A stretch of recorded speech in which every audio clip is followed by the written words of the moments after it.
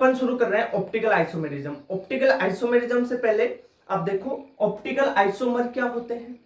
जो optical isomer की जो प्रॉपर्टी होगी वही तो ऑप्टिकल आइसोमेरिज्म होगी। तो अपन ऑप्टिकल आइसोमर देखते हैं। ऑप्टिकल आइसोमर क्या होंगे? देखो ऑप्टिकल, आपको इससे कुछ रिलेट हो रहा है कि ये लाइट में कुछ होगा, इसमें लाइट में डिफर करेंगे ये। तो इसके लिए अपन बोल सकते हैं ऑप्टिकल आइसोमर के लिए कि isomer they are differ in optical activity. इनका स्ट्रक्चरल फॉर्मूला तो सेम होगा बट ये डिफर किसमें करेंगे? ऑप्टिकल एक्टिविटी में। तो इसके लिए पहला पॉइंट हो गया दे डिफर इन, या डिफर का मतलब वो अलग अलग रख सकते हैं, ठीक है। डिफर इन ऑप्टिकल एक्टिविटी कहने का मतलब क्या है कि ऐसे आइसोमर जो समतल ध्रुवित प्रकाश के प्रति अलग अलग व्यवहार शो करते हैं। ऐसे आइसोमर जो समतल ध्रुवित प्रकाश है, प्लेन पोलराइज लाइट है, उसके प्रति अलग अलग बिहेवियर शो करेंगे आपको, तो वो होंगे ऑप्टिकल आइसोमर। और ऑप्टिकल आइसोमर ये जो प्रॉपर्टी है वो ही तो ऑप्टिकल आइसोमेरिज्म है। ये बात क्लियर हुई। अब देखो ऑप्टिकल आइसोमर में ऑप्टिकल एक्टिविटी कैसे होगी? प्लेन पोलराइज लाइट को राइट ओर घुमा दे, लेफ्ट की ओर घुमा दे, ठीक है।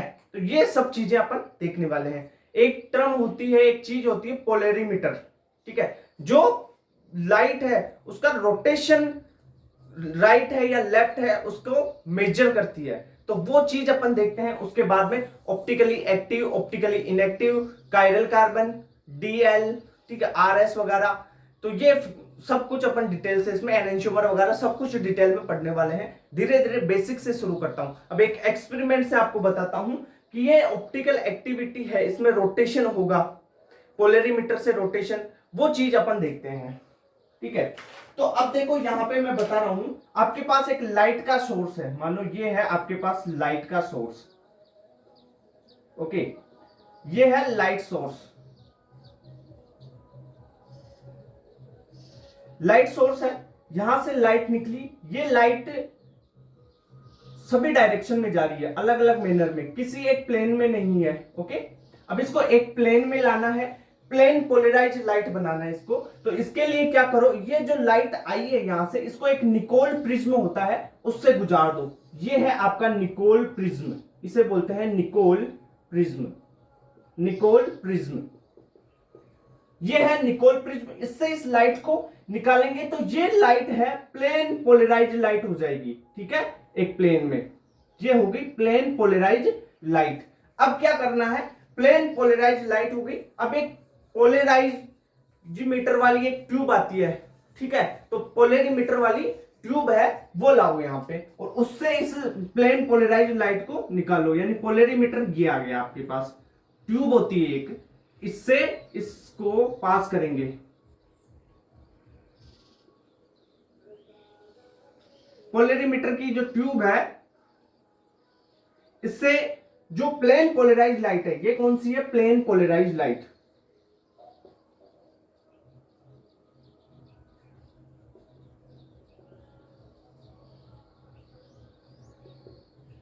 इसको पास करते हैं। अब क्या होता है, जो ये पोलरीमीटर है ना, इसका रोटेशन शो करता है। तो ये जो प्लेन पोलराइज लाइट है, एक बार राइट डायरेक्शन में घूमेगी, एक बार लेफ्ट डायरेक्शन में घूम जाती है। वो कंपाउंड के हिसाब से तय होता है कि कौन सा कंपाउंड राइट डायरेक्शन में घूमता है, कौन सा लिबोरेटरी है, कौन सा डेक्सोरेटरी है। अगर देखो लाइट आपकी जो प्लेन पोलराइज लाइट है वो अपन ने मानो राइट डायरेक्शन में इस प्रकार घुमा दी, ये तो लेफ्ट डायरेक्शन होगी, चलो लेफ्ट में घुमा लेते हैं इसको पहले। लेफ्ट डायरेक्शन में इसको घुमा दिया अपन ने, ओके, लेफ्ट डायरेक्शन में घुमा दिया लाइट को। कुछ कंपाउंड ऐसे हैं जो पोलरीमीटर में प्लेन पोलराइज लाइट डाली अपन ने, वो जो लाइट है वो लिवो रोटेटरी हो गई, यानी लेफ्ट साइड में घूम गई। यानी उसे बोलते हैं, लेफ्ट साइड में घूमने वाली को आप लिवो रोटेटरी यानी एल बोलते हैं, ठीक है, लिवो रोटेटरी, ओके। ये लिवो रोटेटरी लेफ्ट साइड वाली। कुछ कंपाउंड्स में क्या होगा, ये जो लाइट है ये राइट डायरेक्शन में घूम जाएगी, ठीक है। जो प्लेन पोलराइज लाइट है वो पोलरीमीटर से राइट डायरेक्शन में घूम गई, तो राइट डायरेक्शन में घूमने वाली लाइट होगी तो इसको बोलते हैं डी, यानी डेक्सो रोटेटरी। ये होगी डेक्सो रोटेटरी।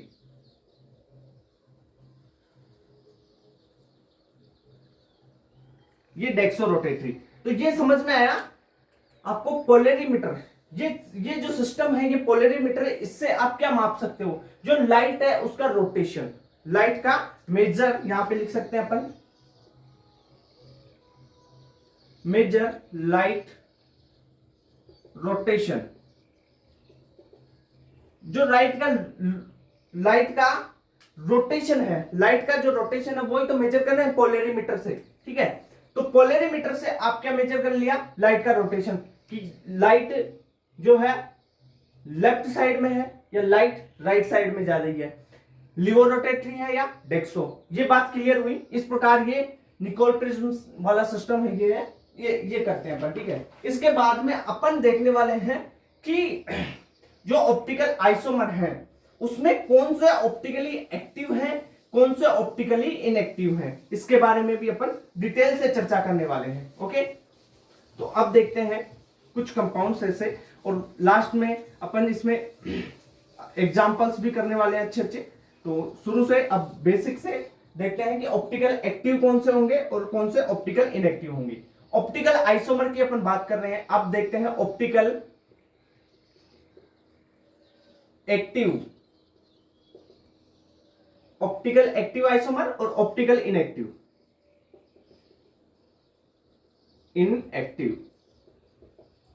ये दो हो गए आपके पास।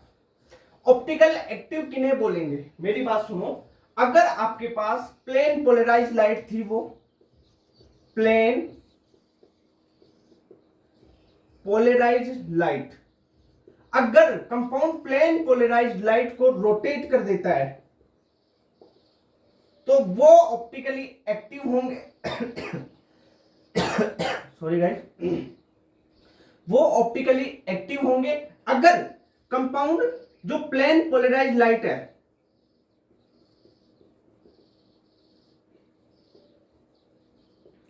इस लाइट को रोटेट नहीं कर पाता है। रोटेट अगर नहीं कर पाता है तो वो ऑप्टिकली इनएक्टिव है। अगर कंपाउंड प्लेन पोलराइज्ड लाइट को रोटेट कर देता है तो वो ऑप्टिकली एक्टिव है। अब सर ये तो थ्योरी में हो गया। सर हमारे तो वहां पे ऑर्गेनिक कंपाउंड आएंगे, उसमें ऑप्टिकली एक्टिव आइसोमर कौन से है, ऑप्टिकली इनएक्टिव कौन से हैं, वो कैसे चेक करेंगे? वो बेटा जो कायरल कार्बन होता है उसके बेसिस पे चेक करते हैं अपन, ठीक है। ये थ्योरी है। वो कायरल कार्बन वाली जो ट्रिक है उससे भी बताऊंगा और कॉन्सेप्ट भी बताऊंगा उसका, ठीक है। तो कौन से ऑप्टिकली एक्टिव होंगे, कौन से ऑप्टिकली इनएक्टिव होंगे, वो चीज बता रहा हूं। देखो आपके पास मानो कोई कंपाउंड है, एक कंपाउंड है, उसमें कैसे चेक करते हैं अपन वो देखते हैं। ये चीज लिखी है आपने, optically active, optically inactive, plane polarised light को रोटेट या रोटेट नहीं करने वाले वो चीज। मानो आपके पास कोई कंपाउंड है, एक कंपाउंड है, अगर कंपाउंड में एक कायरल कार्बन है, अगर कंपाउंड में एक कायरल कार्बन है। अब कायरल कार्बन क्या होता है वो चीज जस्ट इसके बाद में बताऊंगा। कायरल कार्बन में देखो जो कार्बन है ना उससे जुड़े हुए जो चारों ग्रुप होंगे वो डिफरेंट होंगे, वो होता है कायरल कार्बन। अब देखो एक कायरल कार्बन है कंपाउंड में, एक कायरल कार्बन है तो वो ऑप्टिकली एक्टिव होगा, ठीक है, वो ऑप्टिकली एक्टिव होगा। Yes done. अगर कंपाउंड है उसमें more than one, okay, more than one chiral carbon,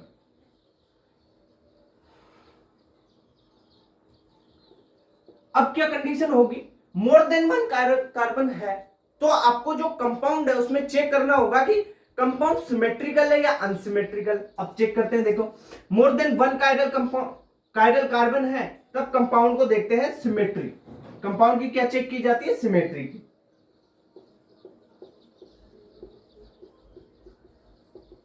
ये हो गया अनसिमेट्रिकल कंपाउंड एक। दूसरा कंपाउंड आपको मिला सिमेट्रिकल। अब देखो सिमेट्रिकल और अनसिमेट्रिकल कैसे पहचानते हैं वो कायरल कार्बन के बाद में आपको डिटेल से बताने वाला हूं। उस पर चलेगा अपना प्लेन ऑफ सिमेट्री, जो सेंटर ऑफ सिमेट्री है, वो सब चीजें अपन डिटेल से पढ़ने वाले हैं। पहले बेसिक थ्योरी समझो। जो अगर कंपाउंड आपके पास अनसिमेट्रिकल मिल जाए ना, अगर कंपाउंड अनसिमेट्रिकल मिल जाए तो वो ऑप्टिकली एक्टिव होगा। ठीक है, ये क्लियर हुई। अगर कंपाउंड सिमेट्रिकल आपको मिल रहा है तो वो ऑप्टिकली इनएक्टिव होगा। ठीक है, या OIA लिख सकते हैं, ऑप्टिकली इनएक्टिव। ठीक है, ये बात क्लियर हुई। तो यहां तक बेसिक चीज बताई है मैंने आपको। इस बेसिक चीज को आप समझो कि जो ऑप्टिकल आइसोमेरिज्म है वो डिफर किस में करेगी, उसकी ऑप्टिकल एक्टिविटी में। स्ट्रक्चरल फॉर्मूला वगैरह वो सेम होता है इसमें सब कुछ, वो ऑप्टिकल एक्टिविटी में डिफर करेगी तब वो ऑप्टिकल आइसोमर होंगे।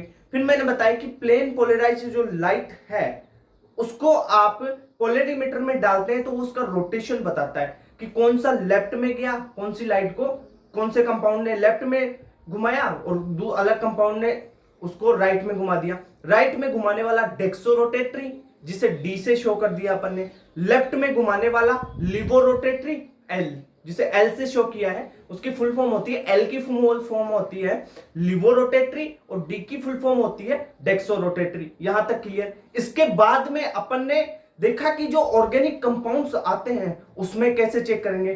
ठीक है, जैसे अपने पास कोई कंपाउंड था, ये मानो जैसे CH3, यहां पे C, यहां पे OH, यहां पे H, यहां पे C, यहां पे H और यहां पे OH, यहां पे अपन ने CH3 लगा दिया।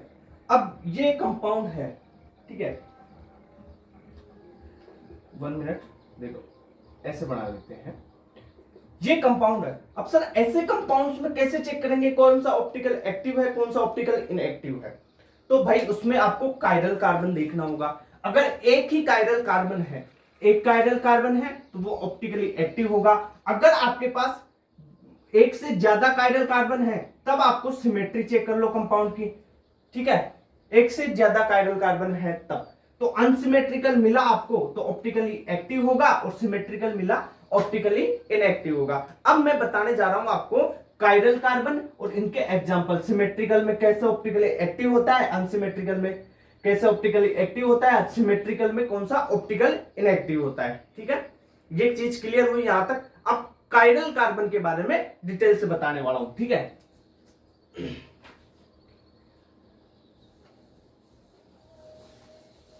अब देखो कायरल कार्बन बताते हैं आपको।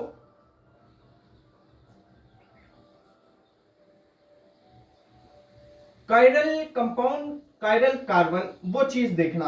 कैसे कायरल कार्बन देखेंगे, एक मान लो आपके पास कार्बन है, अगर उस कार्बन से जो चारों ग्रुप उसकी चारों संयोजकताएं हैं वो डिफरेंट डिफरेंट कंपाउंड या एलिमेंट से हो। ठीक है, यानी एक कार्बन है उसके चारों ओर अलग अलग ग्रुप्स या अलग अलग एटम्स लगे हुए हों तो वो कायरल होता है। ठीक है, ये बात यहां पे आप नोट कर सकते हैं। ठीक है, जिसके चारों ओर अलग अलग ग्रुप्स लगे हुए हों। ठीक है, जैसे देखो एक कार्बन है, इसके यहां पे Br लगा दिया, यहां हाइड्रोजन लगा दिया अपन ने, यहां पे फ्लोरीन लगा दिया और यहां पे अपन ने Cl लगा दिया। अब बताओ ये हो गया आपका कायरल कार्बन। तो कायरल कार्बन होता है तो अपन स्टार से उसे शो कर देते हैं, स्टार लगा देते हैं उसके ऊपर। ठीक है, यहाँ पे अपन स्टार से इसको शो कर देते हैं। ठीक है, ये स्टार लगा के इसको शो कर दिया कि ये कायरल है। ठीक है, ये बात हुई। यानी इसके चारों ओर, अरे बिल्कुल सिंपल है कि चारों ओर जो चारों ग्रुप लगे हुए हैं वो डिफरेंट होने चाहिए। तो यहां पे चारों ओर जो चारों ग्रुप्स हैं वो डिफरेंट हैं, तो ऑल जो सारे ग्रुप्स हैं वो क्या है, डिफरेंट। तभी तो ये कायरल कार्बन है कि जो चारों हैं, चार ग्रुप है इसमें, ये हाइड्रोजन, फ्लोरीन, क्लोरीन और ब्रोमीन चारों अलग अलग है तब वो कायरल कार्बन है। फॉर एग्जांपल देखो, जैसे आपके पास एक कंपाउंड है CH2 और यहां पे Br लगा दिया, यहां पे अपन ने Cl लगा दिया। तो क्या ये जो कंपाउंड दिया हुआ है कि ये कायरल कंपाउंड है? बताओ नहीं। क्यों नहीं है? ये कायरल नहीं है। क्यों नहीं है? भाई देखो ना, कार्बन ये है ब्रोमीन, ठीक है, यहाँ पे Cl लगा दिया, यहाँ पे भी एक हाइड्रोजन, दो हाइड्रोजन, यहाँ पे दो हाइड्रोजन है, और दो एटम अगर सेम हो गए ना तो वो कायरल नहीं है। कायरल कब होगा? जब चारों ग्रुप डिफरेंट हो, ठीक है। एक कार्बन से लगे हुए चारों ग्रुप, जितने भी ग्रुप लगे हुए हैं, चारों ग्रुप डिफरेंट होने चाहिए, ठीक है। चारों ग्रुप डिफरेंट होंगे तब वो कायरल होगा। ये बात क्लियर हुई। और कायरल है, अगर कंपाउंड में एक कायरल है तो वो ऑप्टिकली एक्टिव होगा। ये बात क्लियर हुई, धीरे धीरे समझ में आएगा सब कुछ। ओके, सुनते जाओ बस। ये हुई कायरल कार्बन की बातें, ठीक है। अब देखो एक कंपाउंड लिखते हैं अपन।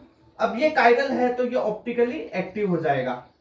ओके, एक कंपाउंड लिखता हूं मैं, उसको बताओ कि वो ऑप्टिकली एक्टिव है या इनएक्टिव। जैसे अपन लिख लेते हैं कार्बन। ऑप्टिकली एक्टिव और इनएक्टिव बताना आपको। ये हाइड्रोजन लगा दिया मैंने, यहां पे CH3 लगा दिया, ये Cl लगा दिया, ये Br लगा दिया। अब ये जो कंपाउंड दिया हुआ है ये ऑप्टिकली एक्टिव है या इनएक्टिव, तो इसके लिए आपको क्या चेक करना है? Chiral carbon. अब देखो इसमें क्या कायरल कार्बन है?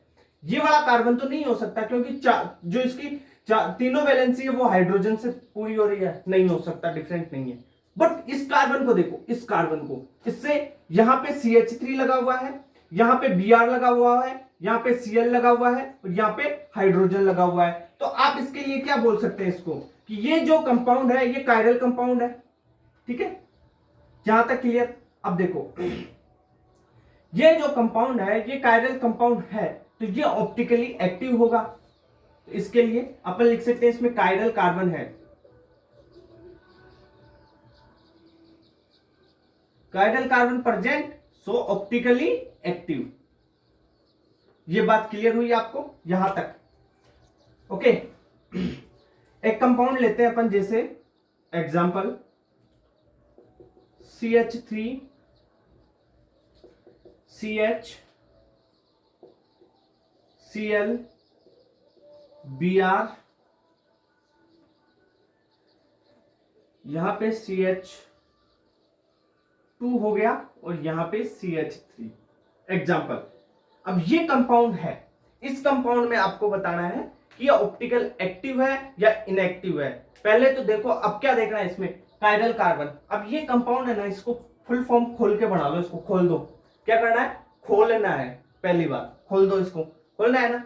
देखो CH3, यहां से CH, एक H को ओपन कर दो यहां से, ये हाइड्रोजन, एक और,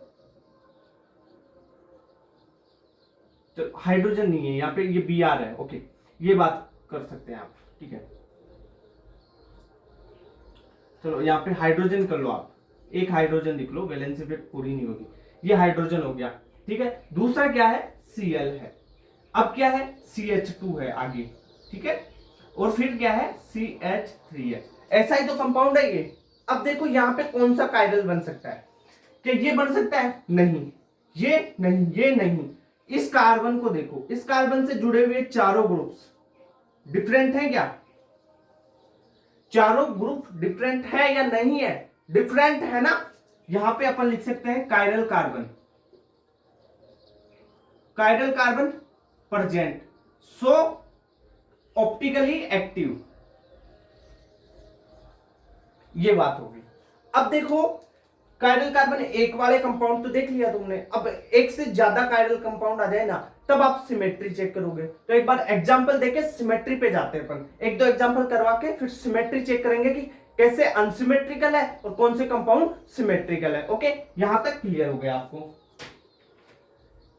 अब देखो एग्जांपल्स करवाता हूं, उनसे अपन ऑप्टिकली एक्टिव, इनएक्टिव और कायरल कार्बन चेक करेंगे। कैसे चेक करते हैं वो देखते हैं, ठीक है। सबसे पहले अपन एग्जांपल ले लेते हैं, जैसे CH3C, यहां पे OH, यहां पे हाइड्रोजन आपका, ये C, फिर यहां पे आपके लिए OH, ये हाइड्रोजन, और आगे आ गया आपका CH3। ये कंपाउंड हो गया। अब इस कंपाउंड को आपको देखना है कि ये ऑप्टिकली एक्टिव है या ऑप्टिकली इनएक्टिव, ठीक है। पहले चेक करो, जो ये कंपाउंड है इसमें कायरल कार्बन देखो, यहां पे देखो ये कायरल कार्बन है, चारों ग्रुप डिफरेंट है ना, ओके, यहाँ पे CH3 है, यहाँ पे हाइड्रोजन है, यहाँ पे OH है और यहाँ पे ये बड़ा ग्रुप है। ठीक है, ये भी कायरल है और यहाँ पे ये भी कायरल है, दोनों कायरल है, दोनों पे चारों ग्रुप डिफरेंट है। ठीक है, अब देखो कायरल है और दो कायरल है तो आप कंपाउंड की सिमेट्री चेक करोगे। सिमेट्री का सीधा सा मतलब क्या होता है, अगर किसी जगह से आप उसको काटते हो तो दो बराबर भागों में सेम टू सेम में बढ़ जाए तो वो सिमेट्रिकल।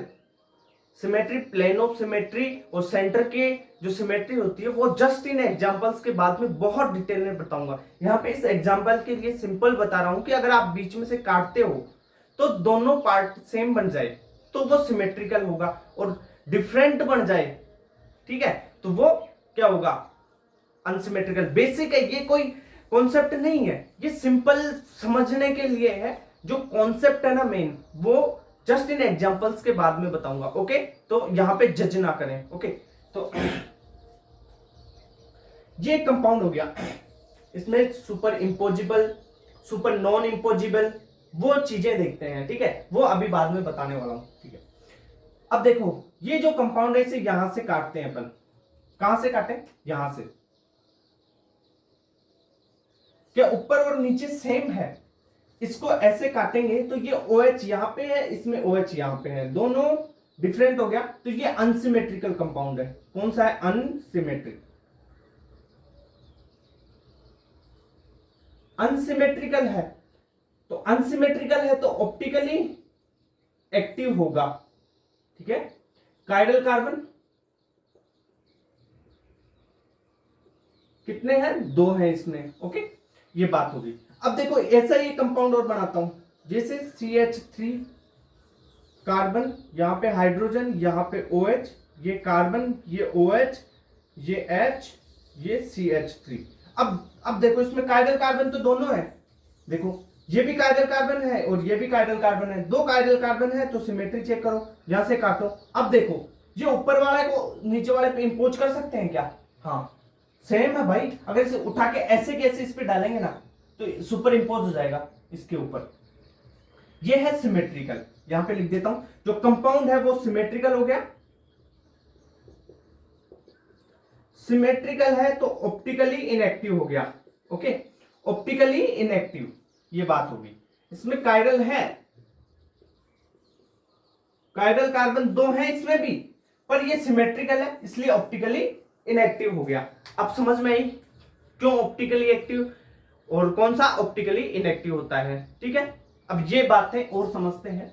CH3, C, यहां पे हाइड्रोजन, डबल बॉन्ड C, यहां पे अपन हाइड्रोजन, यहां पे कार्बन CH, Br, Cl, ये कंपाउंड है, ये Cl, ये एग्जांपल हो गया। अब ये जो कंपाउंड है इसमें बताओ ऑप्टिकली एक्टिव है या ऑप्टिकली इनएक्टिव। अब देखो इसमें कैसे देखोगे, पहले कायरल कार्बन देखो, ये कार्बन है क्या, नहीं, ये कार्बन है, नहीं। इसमें देखो ये डबल बॉन्ड आ गया ना, कहां से कायरलिटी होगी यार, चार ग्रुप तो होने चाहिए ना, चार ग्रुप होने चाहिए कायरल के लिए और चारों डिफरेंट होने चाहिए।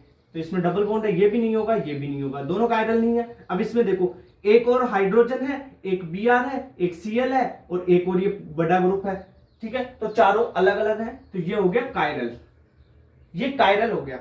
अब ये कायरल कार्बन है तो ये क्या होगा, ऑप्टिकली एक्टिव। ठीक है, इसमें लिख देंगे कायरल कार्बन एक है तो ये क्या हुआ, ऑप्टिकल एक्टिव। अब ये कंपाउंड ऑप्टिकली एक्टिव है। चलो मुझे ये बताओ कि ये जो कंपाउंड है इसमें GI शो हो रही है कि नहीं हो रही है। GI पढ़ा चुका मैं, अभी जो लास्ट लेक्चर था उसमें GI तो पढ़ रहे थे अपन, GI ज्योमेट्रिकल आइसोमेरिज्म, कि इसमें शो होगी। GI के लिए क्या कंडीशन थी, रेस्ट्रिक्टेड रोटेशन, डबल बॉन्ड वाला, डबल बॉन्ड भी है, और जो एक कार्बन है उस पे दोनों ग्रुप डिफरेंट होने चाहिए। यहाँ पे हाइड्रोजन है, दूसरा ग्रुप अलग है, यहाँ पे एक CH3 दूसरा हाइड्रोजन है, यानी ये GI भी शो करेगा। तो इसके लिए अपन लिख सकते हैं ऑप्टिकली एक्टिव है और GI भी ये शो कर रहा है। ये चीज क्लियर हुई आई होप आपको कायरल कार्बन की। अब देखो सिमेट्री पे जाते हैं अपन। सिमेट्री टू टाइप से अपन जनरली पढ़ेंगे, वो सिमेट्रिकल बेसिक से पढ़ाऊंगा आपको। ठीक है, बहुत आराम से, जितना पढ़ा रहा हूं उतना समझो, बस हो जाएगा काम। नीट से ऊपर का लेवल पढ़ा दूंगा। देखो प्लेन ऑफ सिमेट्री, सिमेट्री दो टाइप से पढ़ेंगे अपन, एक होगी प्लेन ऑफ सिमेट्री और दूसरी होगी सेंटर ऑफ सिमेट्री। ठीक है, तो अपन पहली पढ़ते हैं प्लेन ऑफ सिमेट्री, पढ़ लेते हैं पहले प्लेन ऑफ सिमेट्री।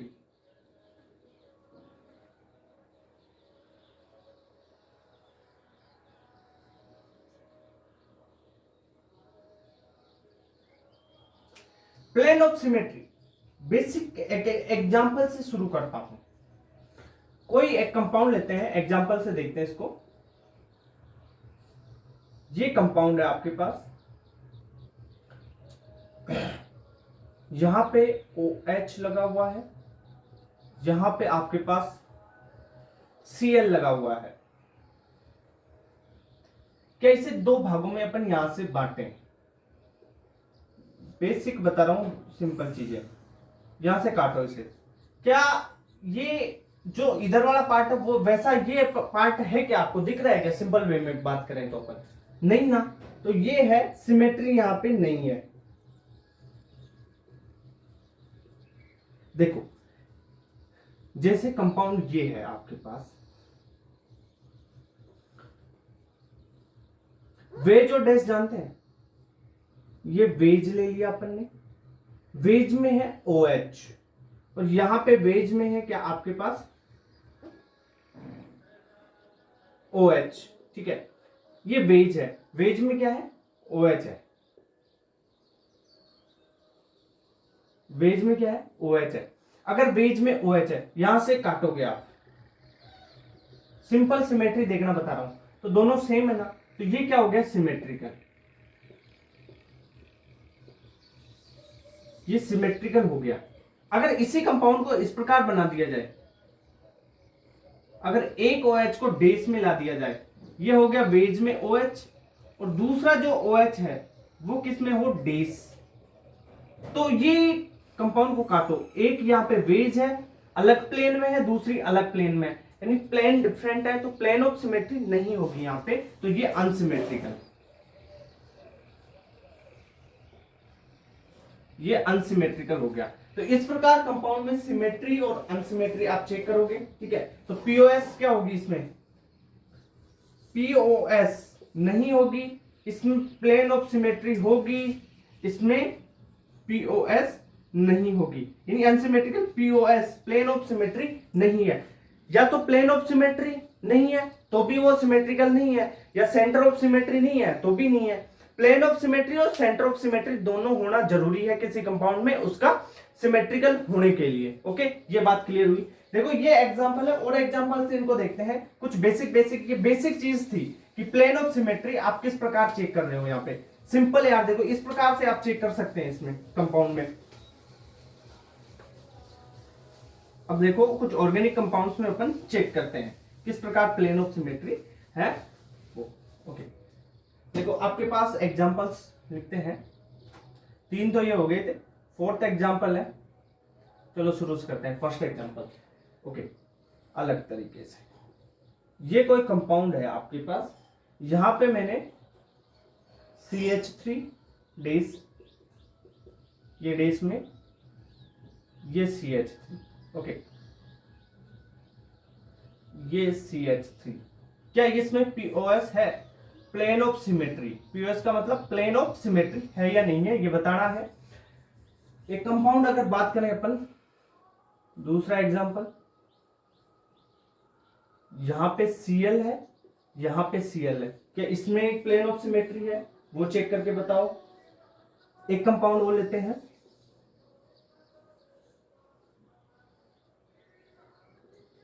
यहां पे OH लगा हुआ है, यहां पे आपके पास OH लगा हुआ है। ठीक है, इस कंपाउंड में आप चेक करोगे प्लेन ऑफ सिमेट्री है या नहीं है। ओके, ये देखो यहां पे Cl लगा दिया, यहां पे Br लगा दिया।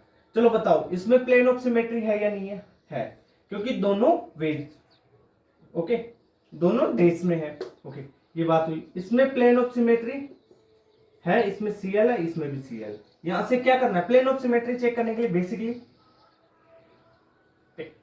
ये करना है। ओके, जब नहीं दिया हुआ हो तो वेज और डेज चेक नहीं करते, दिया हुआ हो तब चेक कर लो आप, ठीक है। प्लेन ऑफ सिमेट्री इसमें है, पीओएस इसमें भी होगी, इसमें पीओएस नहीं होगी। ओके, ये अनसिमेट्रिकल हो गया, ये सिमेट्रिकल, ये सिमेट्रिकल और ये भी सिमेट्रिकल हो गया। ये चीजें यहां तक क्लियर हुई। अब देखो जैसे एक कंपाउंड लेते हैं, example number 5, COOH, carbon OH, यहाँ पे हाइड्रोजन, यहाँ पे कार्बन, यहाँ पे हाइड्रोजन, यहाँ पे OH, यहाँ पे CH3। चलो यहाँ पे COOH कर लेते हैं। एक तो ये कंपाउंड है और दूसरा कंपाउंड आपके पास COOH, कार्बन, हाइड्रोजन, OH, यहाँ पे C, यहाँ पे हाइड्रोजन, सॉरी इधर OH कर लेते हैं आपकी बात, ये OH, ये हाइड्रोजन, ये COOH। अब बताओ इन दोनों कंपाउंड में सिमेट्री है या अनसिमेट्रिकल है?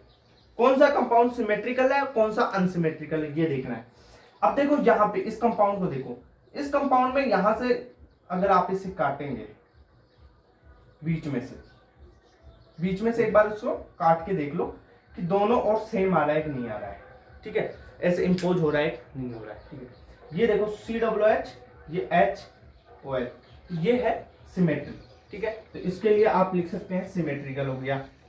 और ये जो कंपाउंड है इस यहां से काटो, ये OH इधर है, इसमें इधर है, ठीक है। तो ये सुपर इंपोज नहीं हो पाएगा ना इस पे, और इसके काट को इसके यहां से इसे काटा और इसके ऊपर रखते हैं तो ये सेम टू सेम नहीं हो पाएगा, यानी अनसिमेट्रिकल है ये, तो ये अनसिमेट्रिकल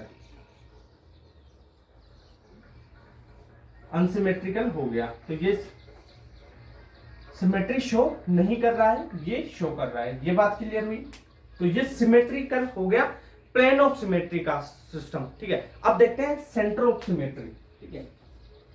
देखो सेंटर ऑफ सिमेट्री बेसिकली अपन बात करें तो जो समसंख्या की वलय होगी ना उसमें होती है। कैसे होती है वो बताते हैं।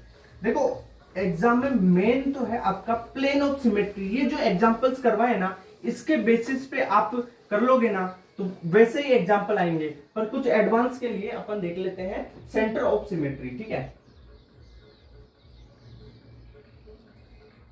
दूसरा पॉइंट है centre of symmetry. Centre of symmetry में देखिए एक एग्जांपल करते हैं अपन, उस एग्जांपल की मदद से सीख लेंगे, ठीक है। Cl, कार्बन, CH3, यहाँ पे CO, NH, ठीक है। यहाँ पे अपन NH कर लेते हैं, यहाँ पे CO बना देते हैं, यहाँ पे कार्बन, यहाँ पे CO है, यहाँ पे CH3 हो गया और यहाँ पे Cl हो गया। अब देखो प्लेन ऑफ सिमेट्री क्या करना है, सिंपल चेक करने के लिए समसंख्या की वलय में होता है, ये जनरली समसंख्या की वलय में ही आपको सेंटर ऑफ सिमेट्री दिखेगी। सेंटर से इनको मिलाते हुए लाइनें खींचो। अगर किसी कंपाउंड को मिलाते हुए लाइन खींचते हैं, सारी लाइनें खींच जाती है, कोई कंपाउंड बीच में क्रॉस नहीं कर पाता है, तो वो उसमें सिमेट्री होगी। जैसे CH3 से अपन ने सेंटर से CH3 मिलाया, होगी। Cl से अपन ने सेंटर में होके Cl मिला सकते हैं, CO से सेंटर में होके CO मिला सकते हैं, NH से सेंटर में होके NH को मिला सकते हैं। तो यहां पे सेंटर ऑफ सिमेट्री प्रेजेंट है, ओके, प्रेजेंट है यहां पे। अब देखो कंपाउंड कुछ इस प्रकार बना दूं मैं इसको, जैसे Cl, ये कार्बन, ये CH3 बना दिया यहां पे, ओके। यहां पे अपन ने बना दिया NH, यहां पे NH, यहां पे CO, यहाँ पे CO, ये कार्बन, ये CO, ये CH3 बना दिया मान लो, ये Cl बना दिया मैंने। अब देखो सेंटर से मिलाओ कंपाउंड्स को, CH3 को सेंटर से होके CH3 मिला सकते हैं, कोई दिक्कत नहीं है, आराम से मिल गया। सेंटर में होके जानी चाहिए लाइन, यहां देखो सेंटर में सारी लाइनें सेंटर में होके जा रही है। सेंटर ऑफ सिमेट्री चेक करने की बता रहा हूं कैसे चेक करते हैं। यहां से Cl को मिलाया, यहां से होके ये Cl मिल गया सेंटर में होके, कोई दिक्कत नहीं। अब देखो CO को CO से मिलाओ, नहीं मिल रहा, NH को NH से मिलाओ, सेंटर में होके नहीं जा रही है लाइन। अगर सेंटर में होके नहीं जा रही तो यहां पे सेंटर ऑफ सिमेट्री COS नहीं होगी। समझे बात? ये दोनों एग्जांपल से सेंटर ऑफ सिमेट्री बिल्कुल क्लियर समझ में आ जानी चाहिए, कैसे सेंटर ऑफ सिमेट्री होगी। ओके, सेंटर ऑफ सिमेट्री के लिए जो ये कंपाउंड अपन मिला रहे हैं, इस ग्रुप को इस ग्रुप से, इस ग्रुप को इस ग्रुप से, सारे ग्रुप्स को मिलाना है जो लाइन सेंटर में होके जानी चाहिए। अगर लाइन सेंटर में होके नहीं जा रही है ना तो वो अनसिमेट्रिकल हो गया, सेंटर ऑफ सिमेट्री उसमें नहीं है। अगर सेंटर ऑफ सिमेट्री है तो सारी लाइनें सेंटर से होके गुजरेगी। ओके, ये बात क्लियर हुई। NH को NH से मिलाना है, CO को CO से, CH3 को CH3 से, Cl को Cl से। यहाँ पे NH को NH से मिलाना है तो ये देखो सेंटर में होके नहीं जा रही, ये सीधा जा रहा है। यहाँ पे ये CO से CO इस प्रकार जा रहा है, तो ये सेंटर ऑफ सिमेट्री नहीं है। ठीक है, ये सेंटर ऑफ सिमेट्री का खेल समझ में आएगा। इसके बाद में D configuration, DL configuration, RS configuration वगैरह, ये सब अपन फिशर वगैरह ये सब देखने वाले हैं, तो यहां तक नोट करो।